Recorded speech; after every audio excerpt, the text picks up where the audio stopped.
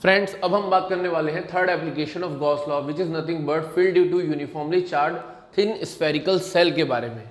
ठीक है, तो थिन स्फेरिकल सेल में के बारे में हम जानने से पहले अपन क्या करते हैं, इसके तीन केसेस के बारे में जान लेते हैं जो हम लोग डिस्कस करने वाले हैं। कब? जब पॉइंट इसका आउटसाइड लाई करेगा, जब पॉइंट सेल के ऊपर लाई करेगा और पॉइंट इनसाइड लाई करेगा। तो सबसे पहले क्या करते हैं, हम फर्स्ट केस को डिस्कस करते हैं which is nothing but when point lies outside this shell. ठीक है, तो सबसे पहले मैं क्या करूंगा, कंसिडर करूंगा एक स्फेरिकल सेल। तो consider a thin spherical shell of radius capital R having surface charge density as sigma. ठीक है, अब मैं क्या किया कि एक थिन स्फेरिकल सेल को कंसीडर कर लिया, तो मैं यहाँ पे क्या करता हूँ, एक थिन स्फेरिकल सेल बना लेता हूँ। तो स्फेरिकल सेल हमारा किस तरीके से दिखता है, कुछ इस तरीके से। मैंने क्या किया, एक थिन स्फेरिकल सेल बना दिया। सेल का मतलब क्या होता है कि ये जो है ना, ये जस्ट लाइक ए कड़ा, ये आपको दिख रहा है जो मैंने पहना है, ठीक है, बैंगल या कड़ा, तो उसको सेल की तरह होता है। तो सेल में क्या होता है, यहाँ पे मास जो कंसंट्रेट रहता है, यहाँ पे पूरा चार्ज इम्बीडेड है। यहाँ थिन स्फेरिकल सेल में जो चार्ज है वो कहाँ पे इम्बीडेड है, यहाँ पे। और जो इसकी इलेक्ट्रिक फील्ड पाई गई है वो रेडियल है, आउटवर्ड्स, मतलब चारों साइड ऐसे आउटवर्ड्स रहेंगी। ये हर साइड रहेंगी, बट मैं इसमें बना इसलिए रहा हूँ, चारों साइड इलेक्ट्रिक फील्ड कैसी है इसकी, आउटवर्ड्स।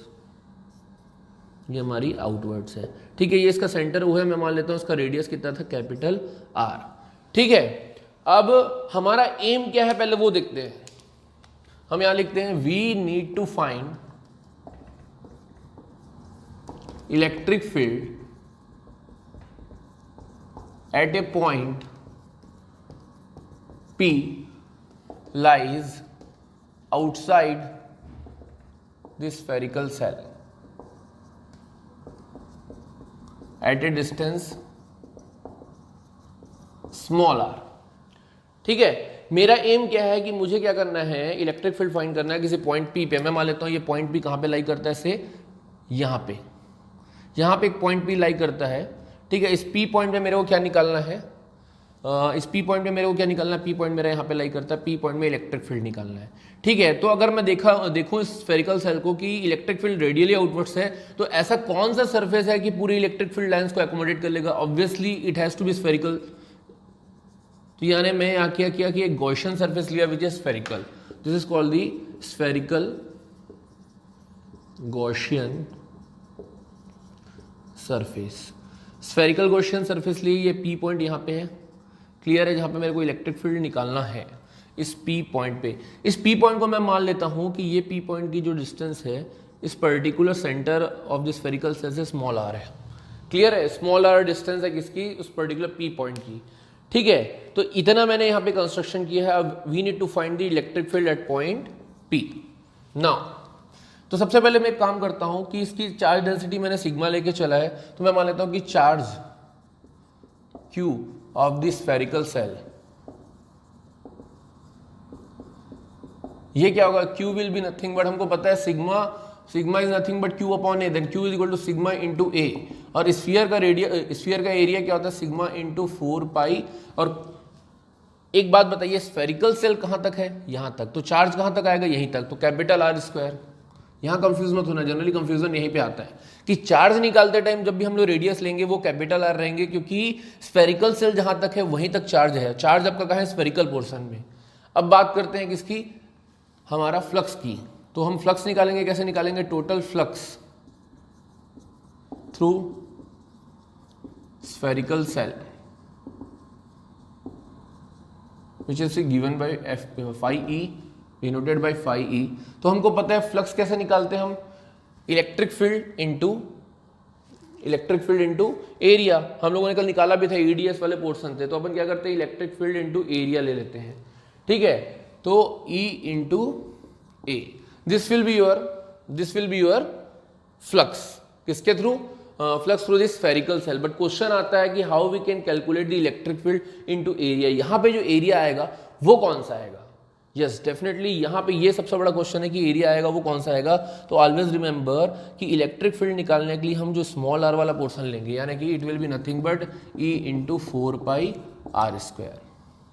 क्लियर है, E इंटू 4πr² होगा, तो यहाँ पे बाई गॉस लॉ, यहाँ पे गॉस लॉ का एप्लीकेशन लगाएंगे, by Gauss law we can say that कि phi E is equal to Q upon epsilon not. Phi E की जगह में हम डाल देंगे E इंटू 4πr², और इस क्यू की जगह में डाल देंगे अपन sigma into 4πr² upon epsilon not.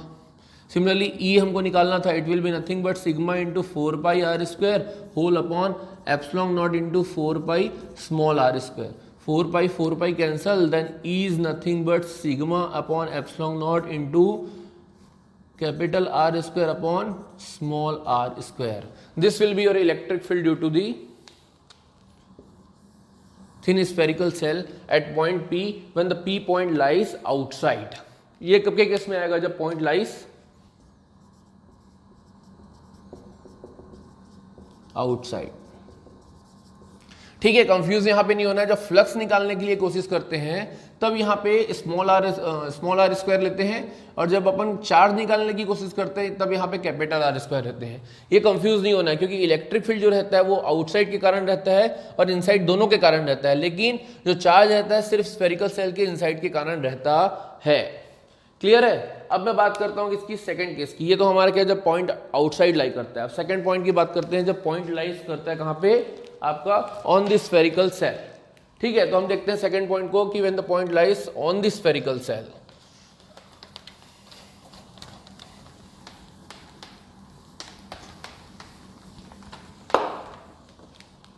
हम बात करेंगे सेकंड पॉइंट की कि when point lies on the spherical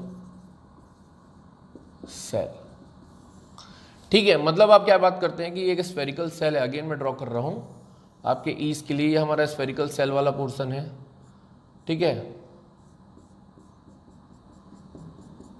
ठीक है, यहाँ पे अगेन मैं मान लेता हूँ कि ये हमारा रेडियस r था इसका। ठीक है, इसकी सरफेस चार्ज डेंसिटी सिग्मा थी। मैं मान लेता हूँ कि मेरा जो P पॉइंट लाई करता है यहाँ पे, यानी कि I can say small r is equal to capital R। इस केस में अगर हम लोग चाहें कि अगर कोई बोले कि हमको फ्लक्स निकालना है, तो आपको या तो डायरेक्टली निकालने की जरूरत नहीं, या तो आप डायरेक्टली यहीं से इक्वेट कर सकते हैं। ठीक है, क्यों? बस यहाँ पे डिफरेंस कहाँ पे आएगा? जो टोटल फ्लक्स वाला पोर्शन है वो स्मॉल r ना होके कैपिटल R हो जाएगा। ठीक है, तो मैं डायरेक्टली यहां से इक्वेट कर रहा हूं बाई गॉस लॉ। ठीक है, phi E is equal to Q upon epsilon naught होता है। फाई की जगह पे डाल दो आप E into 4πr² is equal to sigma into 4πr² whole upon epsilon naught. मतलब 4πr² cancel, then E is nothing but sigma upon epsilon naught. जिसको आप डायरेक्टली वहां से भी निकाल सकते थे, लेकिन आप कंफ्यूज ना हो करके इसलिए एक बार आपको निकाल के दिखा दिया। तो डायरेक्टली यहाँ पे इलेक्ट्रिक फील्ड जो होगा वो क्या होगा? आपका sigma upon epsilon not. This is nothing but the sigma. आपको पहले ही बताया, it is nothing but the sigma. Sigma is nothing but surface charge density. तो जब भी पॉइंट आपका स्फेरिकल सेल के ऊपर लाई करेगा तब के केस में आपका इलेक्ट्रिक फील्ड क्या आएगा? Sigma upon epsilon not. ठीक है, अब हम बात करते हैं इसके थर्ड केस की। ठीक है, तो थर्ड केस में क्या होगा हम देखते हैं।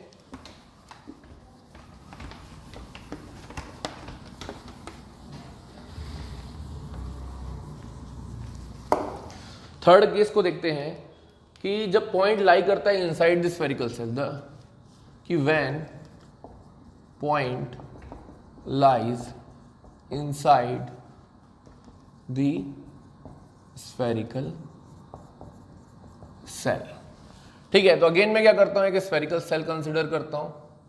This is spherical shell which is having charge on the shell portion.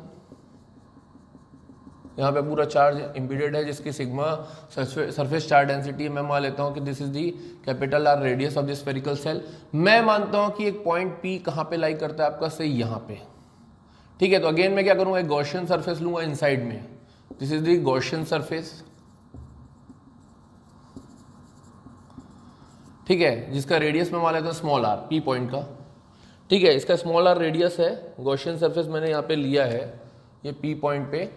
ठीक है, यहां पे मेरे को क्या निकालना है? अगेन इलेक्ट्रिक फील्ड निकालना है। तो एक चीज आप याद रखना कि कभी भी देखिए, मैं आपको पहले ही बताया था कि जो हमारा चार्ज इम्बीडेड है वो कहां पे? सेल पे।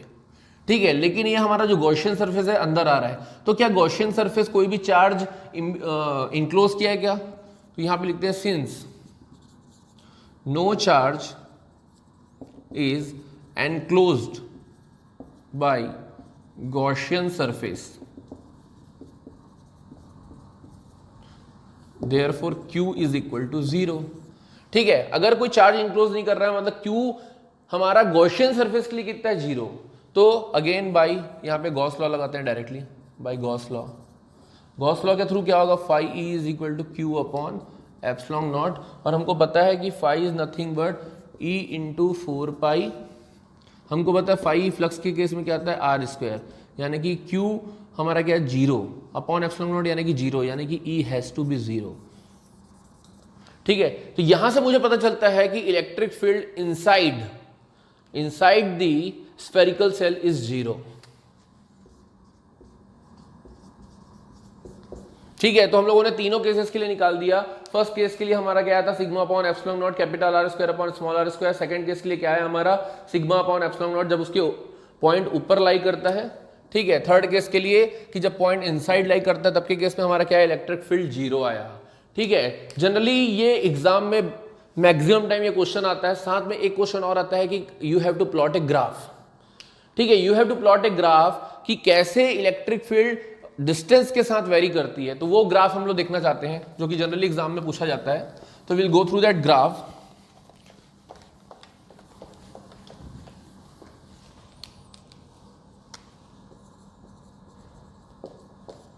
किसके वर्सेस कितना? Electric field versus distance R. ठीक है, इसको देखते हैं कि ग्राफ कैसे बनता है। तो मैं मान लेता हूं कि दिस इज ए ग्राफ। चलो इसके मैं एक्स एक्सिस में मान लेता हूं डिस्टेंस आर, और इसके वाई एक्सिस में मैं मान लेता हूं electric field. Electric field in newton per coulomb and R in metre. ठीक है, अब मेरे को क्या करना है कि ये देखना है कि खुद बताओ कि जब तक मेरा रेडियस कैपिटल आर के इक्वल ना हो जाए तब तक मेरा इलेक्ट्रिक फील्ड क्या था?